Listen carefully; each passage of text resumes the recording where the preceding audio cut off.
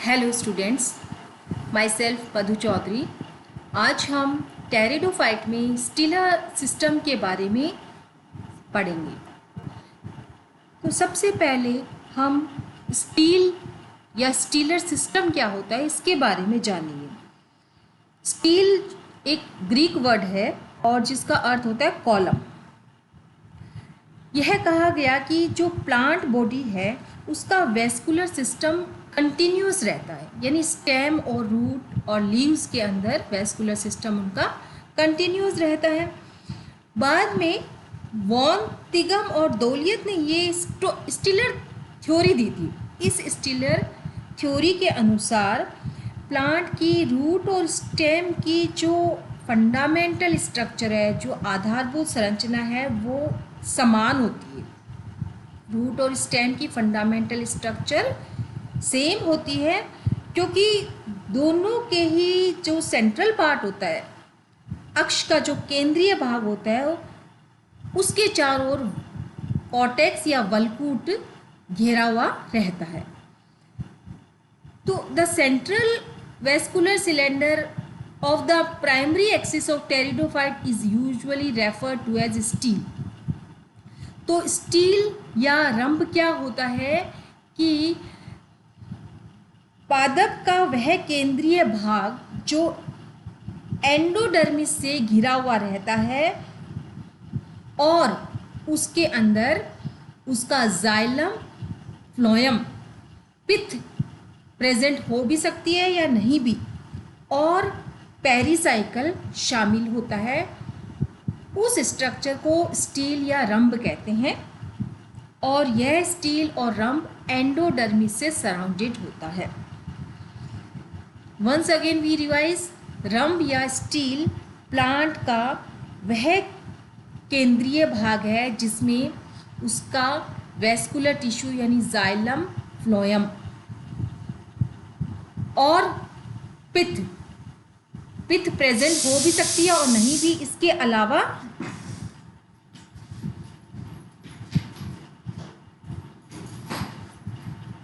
अलावा उसका चारों ओर से वह पेरिसाइकल के द्वारा घिरा हुआ रहता है। तो उस स्ट्रक्चर को क्या कहते हैं? रंभ या स्टील कहते हैं। तो ये हमने बता दिया कि the concept that stele is the fundamental unit of vascular system was put forward by Van Tieghem and Douliot. उन्होंने स्टिलर थ्योरी दी थी जिसके बारे में हमने अभी डिस्कस किया है। इस चीज़ को हम इस डायग्राम के द्वारा समझ सकते हैं। ये जाइलम है बीच का, यह चारों ओर से फ्लोएम के द्वारा घिरा हुआ है और फ्लोएम के बाहर इसकी पेरिसाइकल है। इन तीनों भागों को यानी जाइलम, फ्लोएम और पेरिसाइकल को स्टील कहते हैं। यहाँ पिथ प्रेजेंट हो भी सकता है या नहीं भी, जैसे इस डायग्राम में पिथ अभी प्रेजेंट नहीं है और यह स्टील बाहर से एंडोडर्मिस के द्वारा घिरा हुआ रहता है। टेरिडोफाइट में स्टील को दो प्रकार से बांटा गया, श्मिट के द्वारा दो प्रकार से बांटा गया। पहला है प्रोटोस्टील और दूसरा है साइफोनोस्टील। आगे हम पढ़ने से पहले टेरिडोफाइट्स में लीफ ट्रेस और लीफ गैप्स के बारे में स्टडी करेंगे। जैसे कि हमने पिछले डायग्राम में पढ़ा स्टील के बारे में। स्टील का मतलब है जाइलम, फ्लोएम और पेरिसाइकल। तो यह रेड कलर का जो भाग है यह स्टील है और इस स्टील के चारों ओर क्या होता है? कॉर्टेक्स होता है। तो टेरिडोफाइट्स में लीफ गैप प्रेजेंट हो भी सकते हैं या नहीं भी हो सकते हैं। दो डायग्राम है। तो लेफ्ट हैंड वाले डायग्राम में आप देख रहे हैं इसमें केवल लीफ ट्रेस पाए जा रहे हैं, जबकि राइट हैंड वाले डायग्राम में लीफ ट्रेस और लीफ गैप दोनों ही पाए जा रहे हैं। फर्स्ट जो डायग्राम है लेफ्ट हैंड साइड वाला, यह लोअर टेरिडोफाइट्स के अंतर्गत पाया जाता है और राइट हैंड वाला जिसमें लीफ गैप भी प्रेजेंट है यह हायर टेरिडोफाइट्स में पाया जाता है। यानी लोअर टेरिडोफाइट्स में लीफ गैप नहीं होते। यानी इसका अर्थ ये है कि लोअर टेरिडोफाइट में जो लीव्स निकलती है वह स्टील से संबंधित या रंभ से संबंधित नहीं होती है और केवल कॉर्टेक्स से संबंधित होती है। राइट हैंड वाले डायग्राम में देखिए जो कि हायर टेरिडोफाइट्स में पाया जाता है, इनमें लीव्स इसके स्टील से निकलती हुई दिखाई दे रही है। लीव्स का जो वेन्स है जाइलम फ्लोएम वह स्टील के जाइलम फ्लोएम से जुड़ा हुआ दिख रहा है। चूँकि ये लीव्स स्टील से निकलेगी तो स्टील के अंदर उनके निकलने से या रंभ के अंदर उनके निकलने से वहाँ पर क्या उत्पन्न हो जाएगा, लीफ गैप। जब हम ट्रांसफर सेक्शन में टेरिडोफाइट में स्टडी करेंगे तो उसमें भी हमें ये लीफ गैप जो है स्पष्ट रूप से दिखाई देंगे। तो लीफ गैप क्या होते हैं, हायर टेरिडोफाइट में लीव्स के स्टील से निकलने के कारण उनके स्टील में कुछ खालिस्तान या गैप रह जाता है, उस गैप को लीफ गैप कहते हैं। तो ये दोनों डायग्राम हमें आगे के डायग्राम्स को समझने में काफ़ी सहायक होंगे।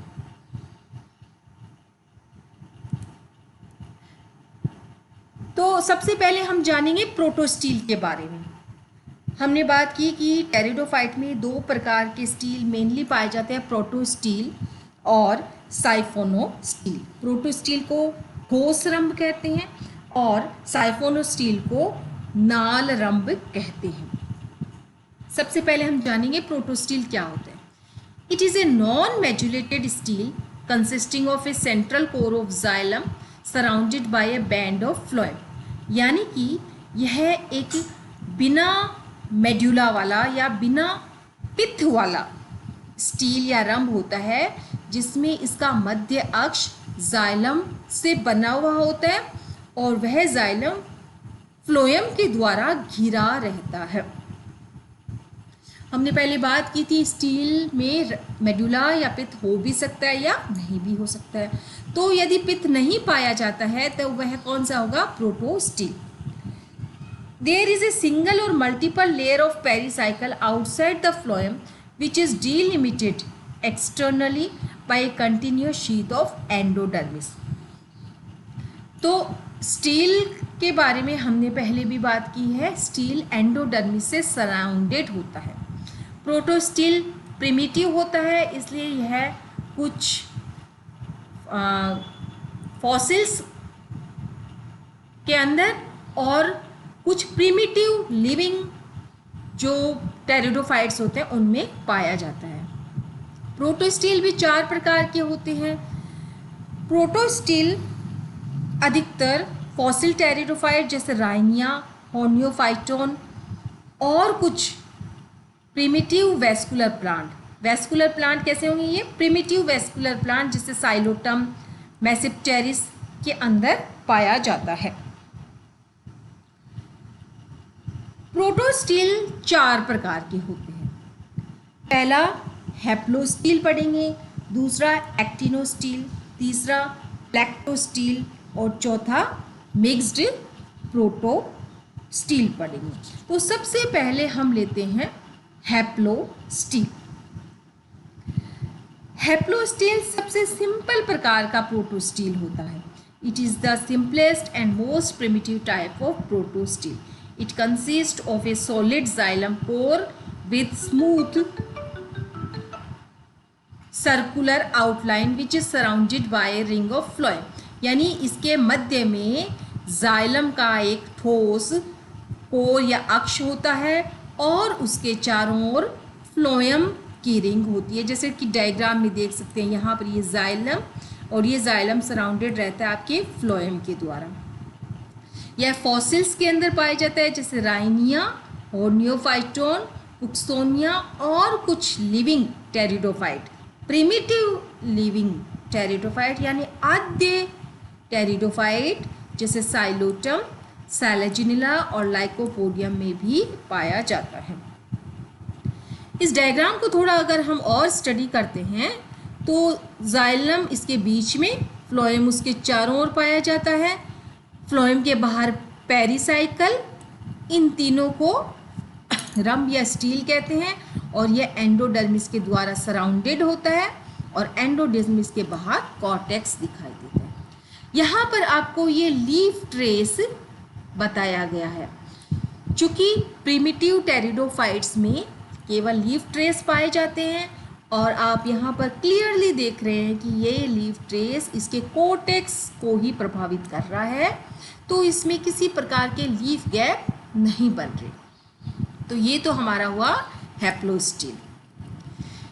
दूसरा प्रोटोस्टिल का प्रकार होता है एक्टिनोस्टिल। एक्टिनोस्टिल में भी चूंकि प्रोटोस्टिल प्रकार का है इसलिए बीच में पित्त या मेडुला नहीं पाया जाएगा। इसमें the xylem is star shaped with many radiating arms.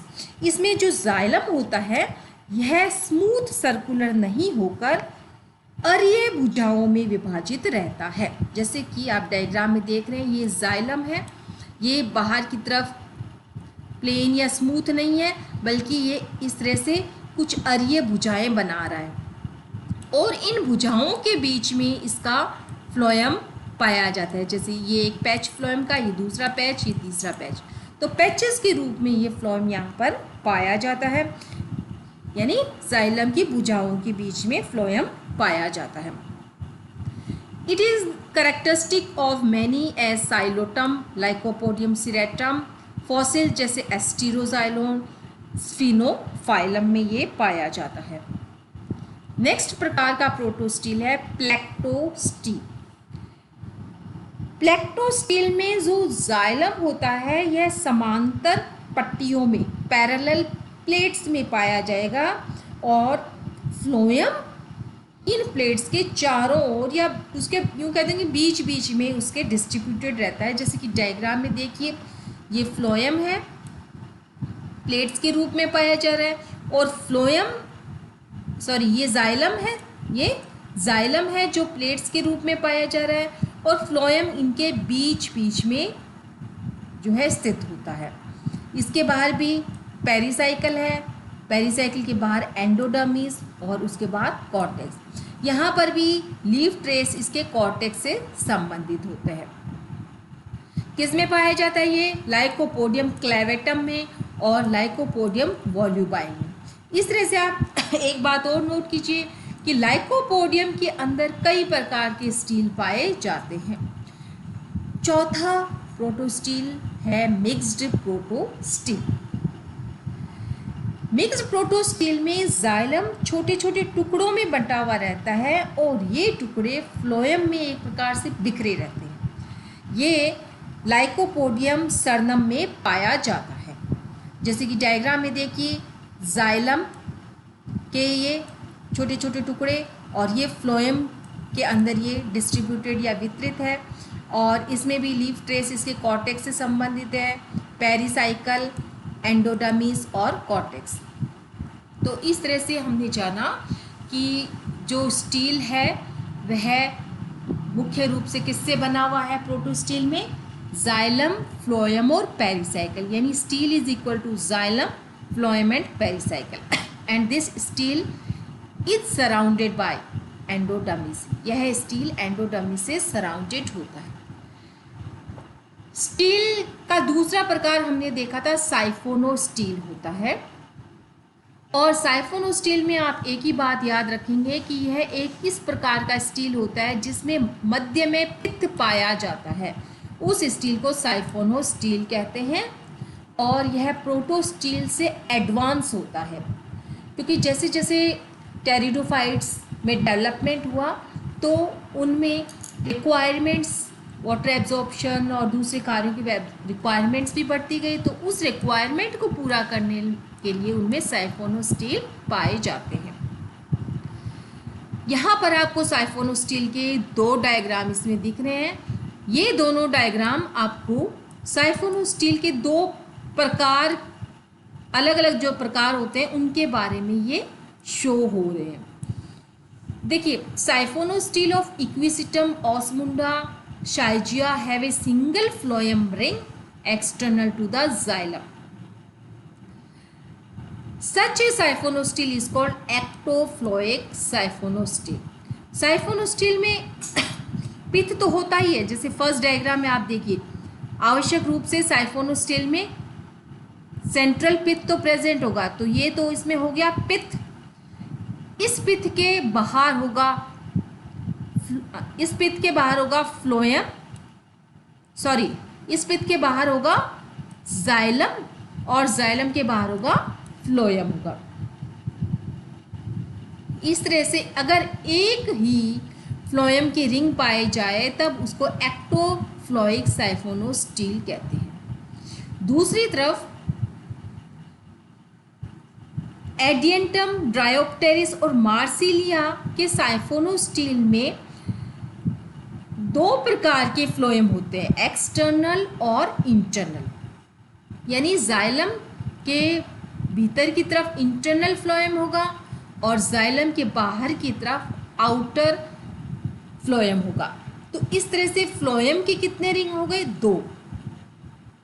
और जाइलम के दोनों तरफ, बाहर और अंदर की तरफ फ्लोएम की रिंग उपस्थित होती है, इसलिए इसको एम्फीफ्लोइक साइफोनोस्टील कहते हैं। एम्फी का मतलब दोनों तरफ, यानी contrary to this, the siphonostele of Adiantum, Dryopteris and Marsilia have a ring of phloem, each external and internal to the xylem. Diagram में आप देखिए, बीच में ये पिथ हो गई और पिथ के बाहर इसमें फ्लोएम पाया जाएगा। कौन सा phloem? Inner phloem.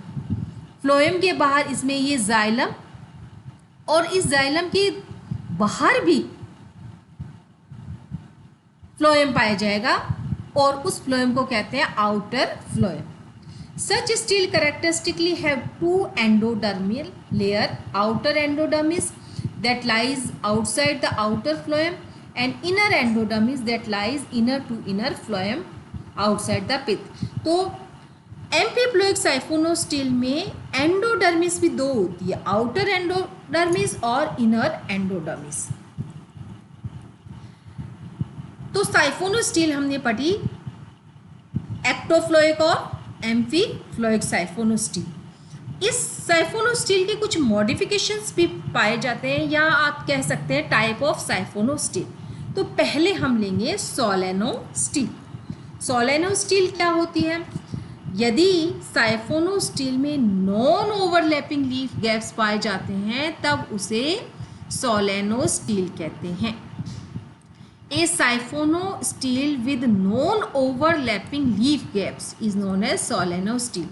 Leaf gaps क्या होते हैं? हमने पहले वाली स्लाइड में इसके बारे में स्टडी किया था। लीफ गैप वे खाली स्थान होते हैं जो लीफ के स्टील से निकलने के कारण उत्पन्न होते हैं। सोलेनोस्टील भी जो एक्टोफ्लोइक और एम्फीफ्लोइक हो सकते हैं। Usually in the lower part of stem where leaves are sparsely placed, the stele is solenosteel। यानी स्टेम के निचले भाग में जहाँ पर लीव्स या पत्तियाँ कम होती है वहाँ पर सोलेनोस्टील पाई जाती है।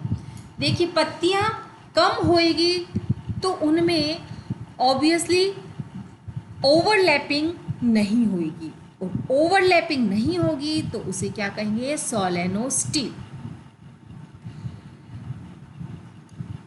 यहाँ पर इस डायग्राम में आप देख रहे हैं, इसके अंदर आप देखिए इसमें 2 प्रकार के, पहला जो डायग्राम है वह एक्टोफ्लोइक सोलेनोस्टील है और दूसरा डायग्राम एम्फीफ्लोइक सोलेनोस्टील। एक्टोफ्लोएम में केवल एक ही फ्लोएम रिंग पाई जा रही है और एम्फी के अंदर दोनों, और इनको सोलेनोस्टील इसलिए कहते हैं क्योंकि इसमें केवल एक ही जो है लीफ गैप इसमें पाया जा रहा है। ये आप देख रहे हैं, एक ही इसमें लीफ गैप पाया जा रहा है, यानी नॉन ओवरलैपिंग लीफ गैप होंगे।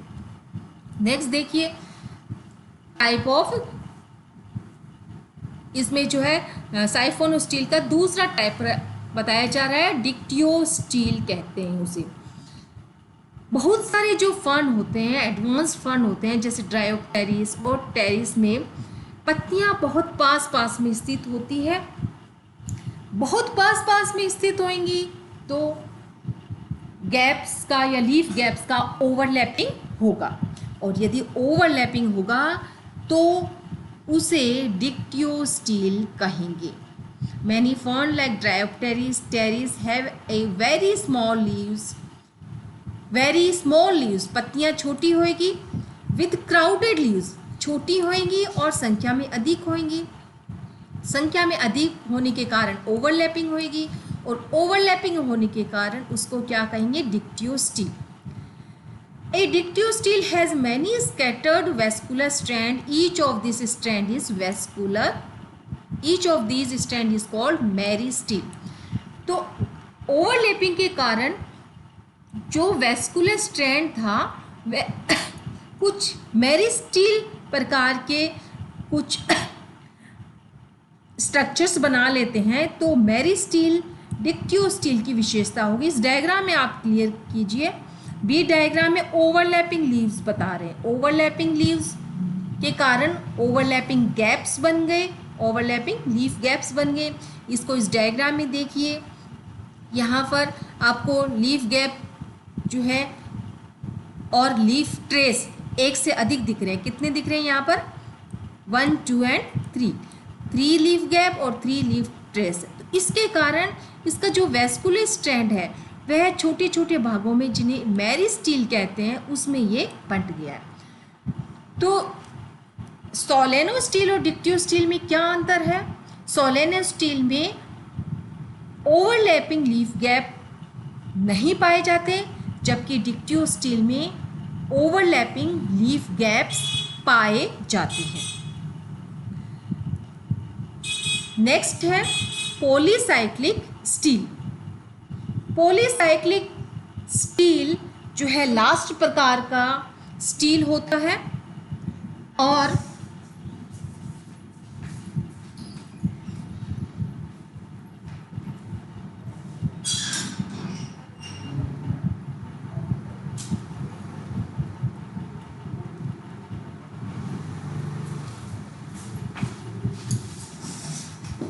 तो पॉलीसाइक्लिक स्टील हमारा अंतिम प्रकार का स्टील होगा। यहाँ पर 2 डायग्राम आपको दिखाई दे रहे हैं इसमें। तो पॉलीसाइक्लिक स्टील क्या होती है? Stealer structure of certain pteridophyte is still more complex. यह सबसे अधिक कॉम्प्लेक्स प्रकार का होगा।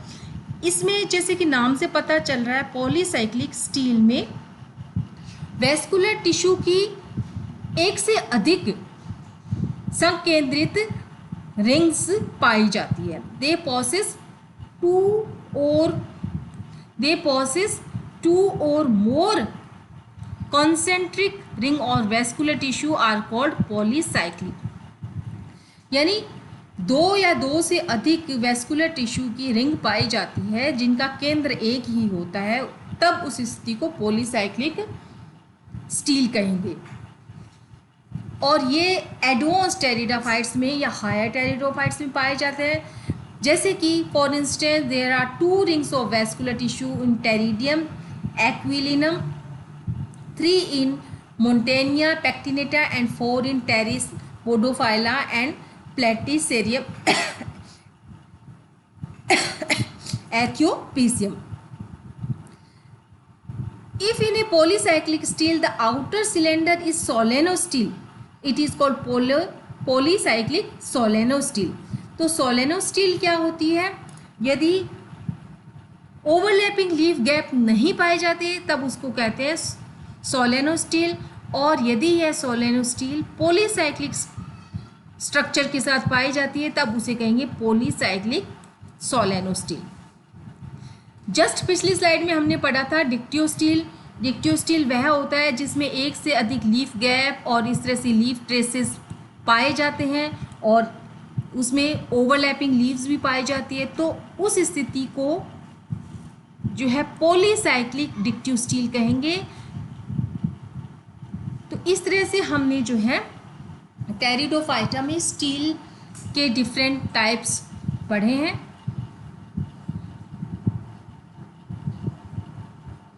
That's all for this class.